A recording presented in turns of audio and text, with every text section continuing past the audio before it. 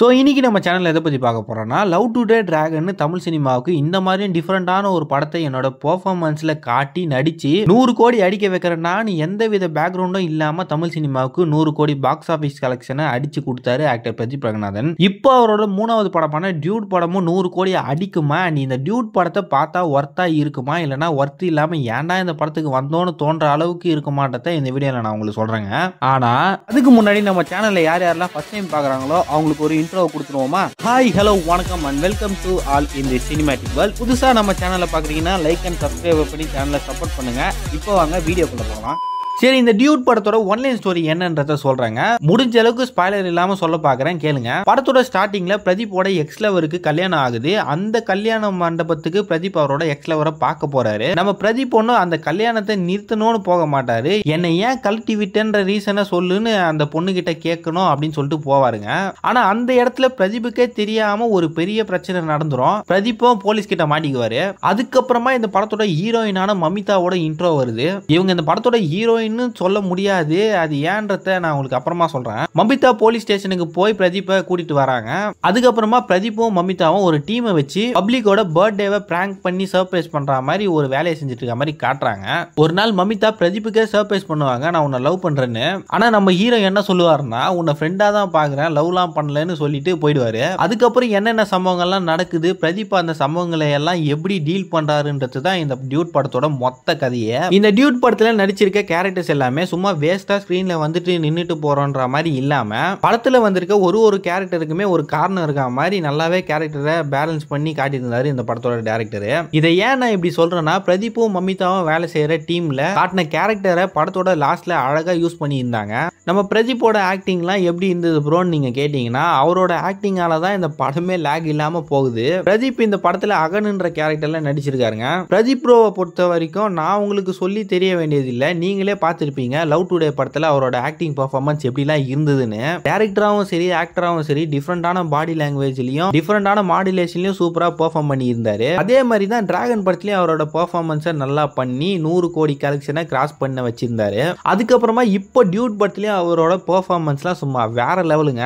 சும்மா சொல்லக்கூடாதுங்க, இந்த மனுஷன் என்னதான் சோசியல் மீடியால தனுஷ் மாதிரி இருக்காருன்னு ட்ரோல் பண்ணிட்டு இருந்தாலும், தனுஷ் வேற பிரதீப் வேறன்னு ஒரு படத்துலயும் ஸ்ட்ராங்கா ப்ரூவ் பண்ணிட்டு இருக்காரு. நம்ம தனுஷ் அண்ணாவுக்குன்னு ஒரு ஆக்டிங் ஸ்டைல் இருக்கும், அவருக்குன்னு ஒரு பாடி லாங்குவேஜா இருக்கட்டும், அவரோட ஆக்டிங் ஸ்டைலா இருக்கட்டும், அதெல்லாம் கொஞ்சம் டிஃப்ரெண்டா இருக்கும். அதே மாதிரி தான் பிரதீப்புக்கும் ஒரு விதமான ஆக்டிங் ஸ்டைல் இருக்கு. அதை வச்சு படம் பார்க்க வர ஆடியன்ஸை எப்படி சிரிக்க வைக்கலாம்னு யோசிச்சு அதுக்கேற்ற மாதிரி நடிச்சு நம்மளை சிரிக்க வைக்கிறாரு. அந்த வேலையை தான் இந்த டியூட் படத்துலயும் நல்லாவே பண்ணியிருக்காருங்க. அண்ட் அதே மாதிரி எமோஷனல் சீன்ஸையும் நல்லாவே ஹேண்டில் பண்ணியிருக்காருங்க இந்த படத்துல. அடுத்ததா மமிதா பைஜோட ஆக்டிங் பெர்ஃபார்மன்ஸ் எப்படி இருந்ததுன்னா, படத்துல காட்டணும்னு நினைச்ச குரல்ன்ற கேரக்டருக்கு ஏற்ற மாதிரி சூப்பராகவே பெர்ஃபார்ம் பண்ணி இருந்தாங்க. பிரேமலு படம் பார்த்தே நம்ம பசங்க நிறைய பேர் அவங்களுக்கு ஃபேன் ஆகி இருந்தாங்க. ஆனா பிரேமலு படத்துல பார்த்த ரேணு கேரக்டரை விட இந்த டியூட் படத்துல காட்டியிருக்க குரல் கேரக்டர் கொஞ்சம் டிஃப்ரெண்டா இருந்ததுங்க. பிகாஸ் இந்த டியூட் படத்துல மமிதா பைஜுவை நல்லா அழுவிட்டு நடிக்க வச்சிருக்காங்க. பிரேமலு படத்துல ரேணுவை ஜாலியான கேரக்டரா காட்டியிருப்பாங்க. ஆனா இந்த படத்துல நம்ம அந்த மாதிரிலாம் எதிர்பார்க்க முடியல. என்னதான் மமிதாவோட ஆக்டிங் இந்த படத்துல நல்லாவே இருந்தாலும் குரலோட கேரக்டரை இந்த படத்துல பார்க்கும்போது என்னம்மா இப்படி பண்ணிட்டு இருக்கியே அப்படின்ற மாதிரி தான் எனக்கு தோணுச்சு. ஸ்டார்டிங்ல சொன்னல மமிதா இந்த படத்தோட ஹீரோயின் சொல்ல முடியாதுன்ற மாதிரி. ஆமாங்க, மமிதா இந்த படத்தோட ஹீரோயின் கிடையாது. அப்படி யார் தான் ப்ரோ ஹீரோயின் நீங்க கேட்டீங்கன்னா, நீங்க படம் பார்த்தே தெரிஞ்சுக்கோங்க. ஆனா ஒண்ணுங்க, நீங்க டியூட் ட்ரெய்லரை பார்த்துட்டு எக்ஸ்பெக்டேஷனோட படத்தை போய் பார்த்துடாதீங்க.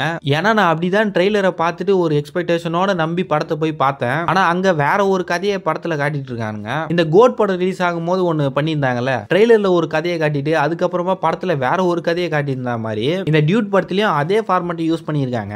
ஆக்டர் சரத்தோட கேரக்டர் இந்த படத்துல ஒரு சின்ன கேரக்டரா தான் இருக்க போகுது அப்படின்னு சொல்லிட்டு படம் பார்க்கறதுக்கு முன்னாடி நான் நினைச்சிட்டு இருந்தேன். ஆனா அவரோட கேரக்டரும் இந்த படத்துல ஒரு முக்கியமான ரோலை பிளே பண்ணி இருக்காருங்க. படத்தோட ஃபர்ஸ்ட் ஹாஃப்ல ஒரு ஷேட் ஆஃப் சரத்குமாரை காட்டியிருந்தாங்க, ஜாலியான கேரக்டரா இருக்க மாதிரி காட்டினாங்க. அண்ட் செகண்ட் ஹாஃபுக்கு முன்னாடி அவரோட இன்னொரு ஷேடை காட்டி ஷாக்காக வச்சிட்டாங்க. என்ன இந்த மாதிரி ஷாக் மொமெண்ட்ஸ் எல்லாம் படத்துல நிறைய இடத்துல இருக்கு. என்னடா இப்படி எல்லாம் நடக்குமா அப்படின்ற மாதிரிலாம் நான் யோசிச்சுட்டு இருந்தேன். ஆக்டர் சரத்தோட ஆக்டிங் பெர்ஃபார்மன்ஸும் இந்த படத்துல நல்லாவே ஒர்க் அவுட் ஆகி இருந்துச்சுங்க. மண்டபத்துல அவரோட கட் அவுட்லாம் பயங்கரமா ரெடி பண்ணி இருந்தாங்க. எனக்கு சிரிப்பு தாங்க முடியலங்க.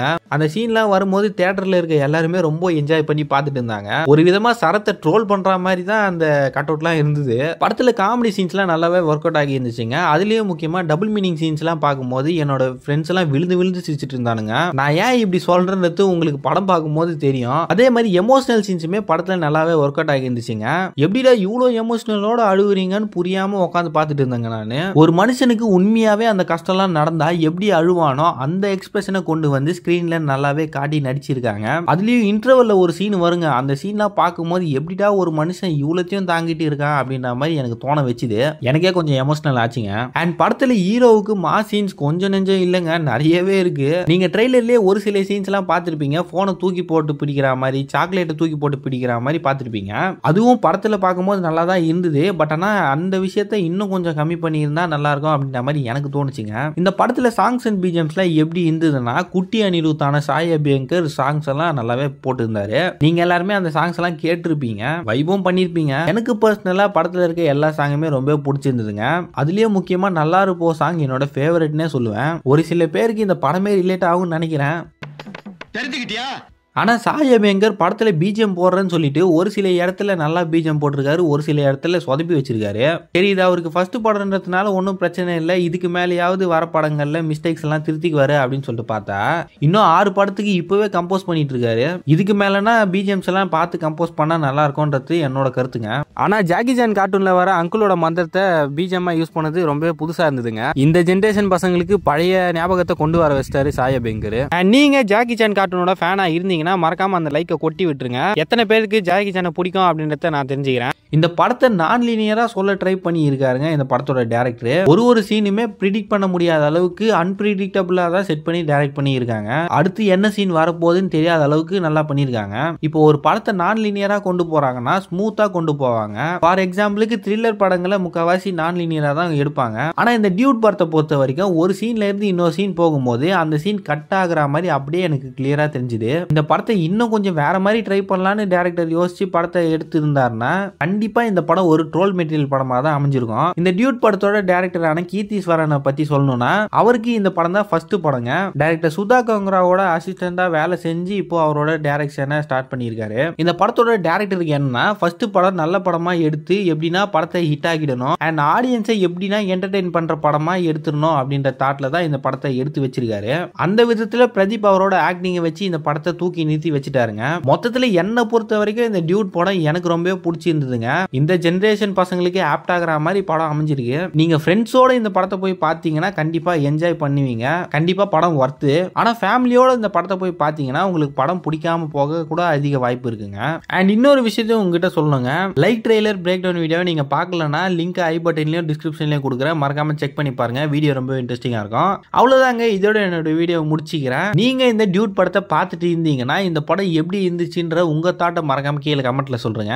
அண்ட் இதே மாதிரி நிறைய சினிமேட்டிக் அப்டேட் அண்ட் மூவி ரிவ்யூஸ்க்கு நம்ம சேனலை சப்ஸ்கிரைப் பண்ணி சப்போர்ட் பண்ணுங்க. அண்ட் அந்த லைக்கையும் கொட்டி விட்டுருங்க. தேங்க்யூ. பாய் பாய்.